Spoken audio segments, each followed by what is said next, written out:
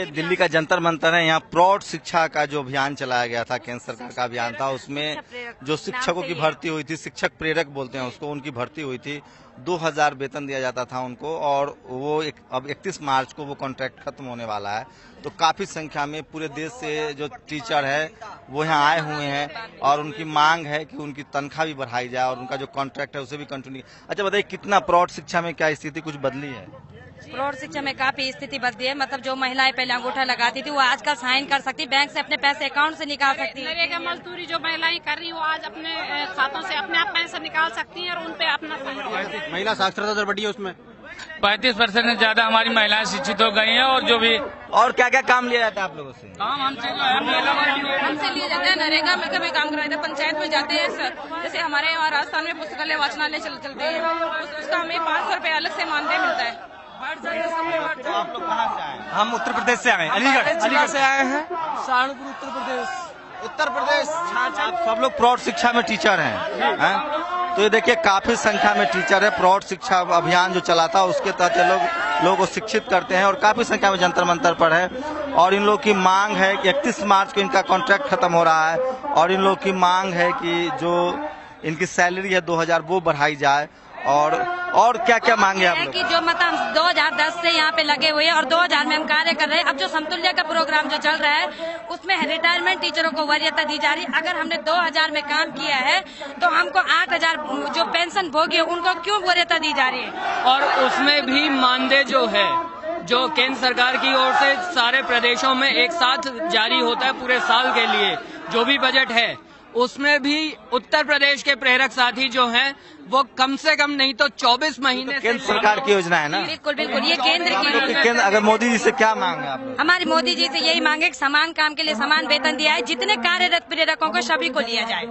जो class 10th हो चाहे 12th हो, जो 2010 से कार्यरत है उनको बाहर न किया जाए। उनको आगे समतुल्यता का जो प्रोग्राम चल रहा है उसमें सारे प्रेरकों को उसमें समायोजित किया जाए। देखिए ये स्थिति है कि काफी संख्या में जो है वो प्रौढ़ शिक्षा अभियान से जुड़े जो टीचर है वो आए हुए हैं, और उनको 2000 रुपए पर काम करवाया जाता है। बहुत ही चौंकाने वाली बात है ये कि 2000 मेहनताना पर कैसे किसी को शिक्षक के रूप में काम करवाया जाता है प्रौढ़ शिक्षा अभियान के तहत, और वो भी 31 मार्च को कॉन्ट्रैक्ट खत्म हो रहा है। तो ये लोग मांग कर रहे हैं। हाँ बताइए।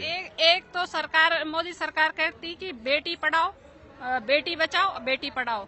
यहाँ पे जो शिक्षक प्रेरक हैं वो वहाँ पे 75% ये महिलाएं, ये किसी की बेटियां हैं। ये 2010 से मतलब 2000 पे काम कर रही हैं। ये अपने परिवार के भरण पोषण के लिए ये क्या चाहती है? केवल 2000 में किसी परिवार का गुजारा हो जाता है? इन महिलाओं का, इन बेटियों का अपमान हो रहा है। और एक तरफ मोदी सरकार कहती है कि बेटी बचाओ और बेटी पढ़ाओ। क्यों पढ़ाओ उन बेटियों को जो आज सड़क पे बैठने के लिए? क्यों नहीं वो मोदी सरकार ये ऐसे क्यों नहीं जाग रही है कि इन बेटियों के 2000 जो इन्होंने आज पढ़ाई की है उसकी कीमत केवल 2000 है। उन महिलाओं को हम आज पढ़ाने का कार्य कर रहे हैं, उनको साक्षर करने का कार्य कर रहे हैं, जो बिल्कुल गांव में बिल्कुल जिनकी सोच बिल्कुल। तो ये साक्षरता अभियान के तहत ये टीचरों की बहाली हुई थी। प्रौढ़ शिक्षा अभियान के तहत 2000 का मेहनताना दिया जाता था, वो भी 31 मार्च को कॉन्ट्रैक्ट खत्म हो जाएगा। जंतर मंतर पर पूरे देश से लोग जुटे हुए हैं। सोचिए ये हालत है कि 2-2 की नौकरियों पर लोग रखे जाते हैं और वो भी खत्म कर जाते हैं। और कितने महीने से बाकी है?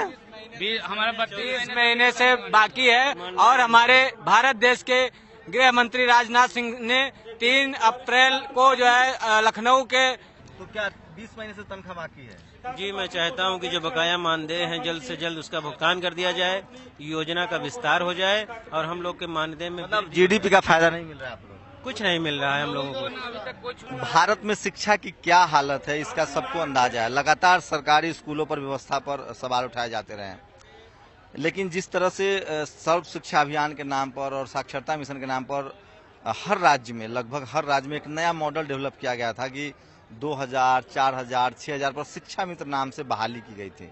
तो जो कॉन्ट्रैक्ट बेसिस का जो एक प्रचलन शुरू हुआ है, चाहे वो दिल्ली यूनिवर्सिटी में भी एडहॉक पे बहुत सारे टीचर रखे गए हैं, प्रोफेसर, वो भी नियुक्ति की मांग कर रहे हैं। जो देश में एक बड़ी संख्या में एडहॉक जिसको हम कहते हैं कॉन्ट्रैक्ट, जैसे कॉन्ट्रैक्ट मजदूर होता है, कॉन्ट्रैक्ट लेबर होता है, उस तरह से कॉन्ट्रैक्ट के आधार पर टीचर रखे गए थे। एक नया मॉडल लाया गया था। अब वो सरकार जो है उसके लिए वो नासूर बनते जा रहे हैं, क्योंकि अब वो कह रहे हैं कि मुझे परमानेंट नियुक्ति मिले। और उसका एक मानवीय पक्ष भी आप देखिए कि जो टीचर हैं एक ही स्कूल में दो तरह के टीचर होते हैं। एक सरकारी जो टीचर जिनकी नियुक्ति हो चुकी है उनको मोटी रकम मिलती है, और एक जो है वो 4,000, 3,000, 5,000 पर पढ़ाने के लिए मजबूर होते हैं।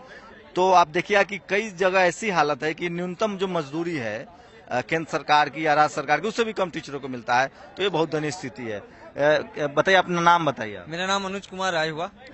मैं अखिल भारतीय साक्षरता प्रेरक समन्वयक संघ का राष्ट्रीय अध्यक्ष हूँ।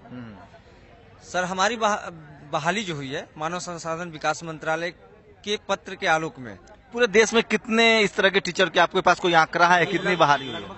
4 लाख के करीब है। 4 लाख टीचरों की पूरे देश में बहाली हुई है। 410 जिलों में ये कार्यक्रम चल रहा है। कब बहाली हुई थी ये? 2011 में, और राजस्थान में 2001 से चल रहा है। तो कितने, मतलब 4 लाख करीब टीचर बहाल हुए हैं? जी 4 लाख बहाल हुए। और आप लोग जो बैनर संगठन बनाया उसके तहत सब एक दूसरे से जुड़े हुए हैं? सभी जुड़े हुए हैं। तो क्या उनको उसमें टीचरों को नियुक्ति मिल गई है जो परमानेंट हो गया है? जी नहीं, परमानेंट किसी का नहीं किया गया। कितनी तनख्वाह मिलती है? 2,000 रुपये मिलते हैं प्रति माह 2,000 रुपये माह मिलती है। और 2011 से 2008 तक निरंतर हम लोग कार्य कर रहे हैं। ये जो जीडीपी के जो लोग ढोल पीट रहे हैं, आप रोज सुनते होंगे जीडीपी बढ़ गया है, देश की हालत ये हो रही है, वो हो रही है, नोटबंदी पर पैसे आ गए। शर्म महसूस कीजिए कि टीचर को आपके देश में 2,000 रुपए मिलते हैं। कहीं ऐसा तो नहीं कि 1 घंटा पढ़ाना पड़ता है? नहीं, 10 से 5 और 25-30 महीने से निरक्षरता रूपी कोड को दूर करते हैं। कहाँ से आप? मैं राजस्थान से हूँ, मंजू शर्मा। आप भी टीचर हैं? हाँ जी। तो कितनी, आपकी तनख्वाह कितनी है? हमारी माता 2,000 है, 2,000 रुपये मानदेय मिलता है हमें। तो क्या सरकार ने कहीं ऐसा, जब आपने कॉन्ट्रैक्ट साइन किया था तो कहीं ऐसा तो नहीं था कि स्कूल आइएगा फिर चले जाइएगा, फिर खेती वेती कीजिएगा, कुछ और कीजिएगा? हम 2,000 में कैसे गुजारा होगा भाई? वही तो सवाल है। सरकार कह रही है कि सबका साथ सबका विकास। तो देखिए, ये स्थिति है। सोशल साइट्स का जमाना है, सब लोग अपने अपने हिसाब से अपनी खबरें लगा रहे हैं। टीवी देखना आप लोग छोड़ दीजिए। जंतर मंतर पर, देश की राजधानी दिल्ली में जंतर मंतर पर, मेरे कैमरामैन आपको दिखाएंगे, साइड हो जाइए जरा आप लोग। ये भीड़ है, देखिए, ये पूरे देश के लोग हैं यहाँ, पूरे देश के लोग हैं, पूरे देश के लोग हैं, और ये टीचर हैं और इनको 2,000 रुपए तनख्वाह मिलती है। और आपके अखबार में, टीवी में एक खबर गायब है, कोई पत्रकार नहीं आ रहा है। क्या लग रहा है, आप लोग की खबर चल रही है कहीं? कहीं नहीं चल रही है। कहा है आप लोग अखबार पढ़ते हैं, वैसे अखबार जिसको ये खबर न लगे, अखबार पे तो सांप सुचुंदर बिच्छू दिखाया जाता है। आप लोग सहमत है उससे? नहीं, सहमत नहीं है। ये जरूरी खबर लग रही है? नहीं जी, ये जरूरी खबर है। आप कितने साल से आप लोग जो है वो तो टीचर से तो हर तरह का काम लिया जाता है, आप कुछ दिन में सिंचाई भी करवाएंगे। तो बताइए कि 2,000 रुपये कितने साल से आप लोग की नियुक्ति हुई? लगभग 6 साल हो गया। 6.5 साल हुआ। मतलब जो मनमोहन सिंह के जमाने में? जी मनमोहन सिंह और मोदी जी का राज आ गया, 3 साल निकल गया है, कुछ उम्मीद है? कुछ नहीं लगता। अभी गृह मंत्री जी ने यूपी के चुनाव में, गृह मंत्री की बात हटा दीजिए। गृह मंत्री घोषणा करते रह जाते हैं, चले जाते हैं। इसको बात हम लोग से अपने तो क्या संसाधन, तो देखिए ये हालत है आपके देश की कि 2,000 पर टीचर काम कर रहे हैं। मुझे लगता था पहले कि पत्रकारों की तनख्वाह बहुत कम होती है और 18-18 घंटे 20-20 घंटे काम करना पड़ता है। ये हंसने की बात नहीं है, हंसी छूट रही है। आप सोचिए कि आपके देश की क्या हालत है, किन परिस्थितियों में काम करते होंगे, ये आप कल्पना कीजिए कि क्या हालत है। और ये खबरें आपको टीवी में नहीं दिखेंगी। मुझे ज्यादा गुस्सा टीवी चैनलों पर, अखबारों में आता है, किस तरह की खबरें नहीं चलती है। सरकार बनती रहती है, बिगड़ती रहती है, पार्टी जीतती हारती रहती है, लेकिन इस तरह के सरोकार की जो खबरें हैं वो आपके चैनल से गायब है, आपके अखबारों से गायब है। ये कोई बड़ी कम संख्या नहीं है। ये बताइए कि पूरे देश से कहां से लोग आए हैं? आप कहां से आए? राजस्थान से आया हूँ, राजस्थान, सिद्धार्थनगर यूपी, कन्नौज उत्तर प्रदेश। बताइए, पूरे देश से हजारों टीचर जो हैं वो जंतर मंतर पर हैं और ये खबर नहीं है। और सबसे दुखद बात है कि 2,000 रुपए पे ये काम, कितने साल से आप 2,000 रुपए पे काम कर रही हैं? मैं 2003 से ये योजना चालू हुई है राजस्थान में, तो मेरे को तो कम से कम 8 साल हो गए हैं इस योजना में काम करते हैं। घर वाले मना करते हो कि कहाँ जा रही हो 2,000 रुपए के लिए? घर वाले क्या बोलते हैं, गली मोहल्ले वाले भी कहते हैं 2,000 के लिए अपना। अब सर मैं 2011 से कर रहा हूँ। सब घर वाले नाराज होते हैं।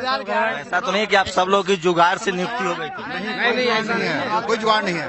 क्या बताइए, 21 मार्च को हमारा अनुबंध खत्म होने जा रहा है। सरकार को अभी तक ये पता नहीं। तो आप लोग ये चाह रहे हैं कि 2,000 पर ही अनुबंध बरकरार रहे? वो तो बड़े नहीं, 26 अक्टूबर को सुप्रीम कोर्ट का आदेश है कि समान काम के लिए समान वेतन दिया जाए, हमको वो चाहिए।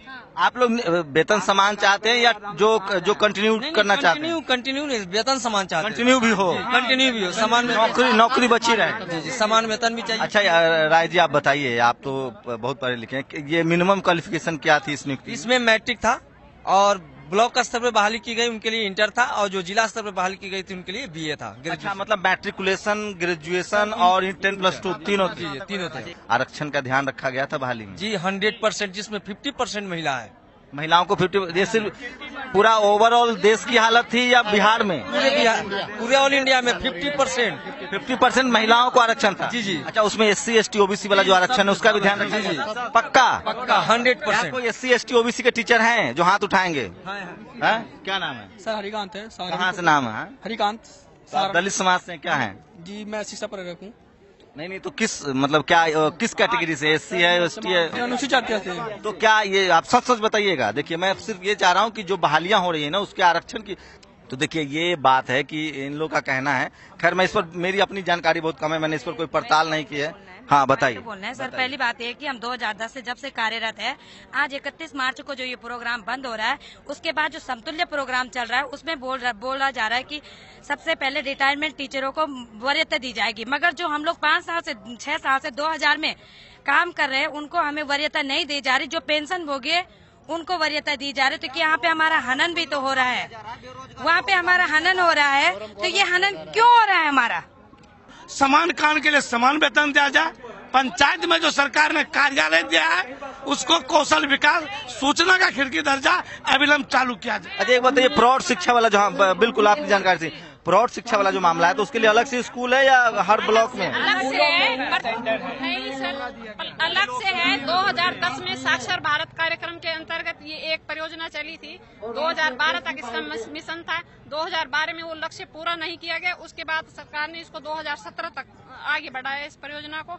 उसमें हम गांव की जो निरक्षर महिलाएं हैं उनको साक्षर करने का कार्य हम करते हैं। जो निरक्षर महिला और पुरुष हैं गांव में 15 से 80 वर्ष तक के, उस तो देखिए ये हालत है। सरकारी जो संस्थान है, सरकारी नौकरियों की जो एडहॉक पे लोग रखे जाते हैं उनको भी सैलरी नहीं दी जा रही है, और 2000 की तनख्वाह थी और 20 महीने से सैलरी नहीं मिल रही है।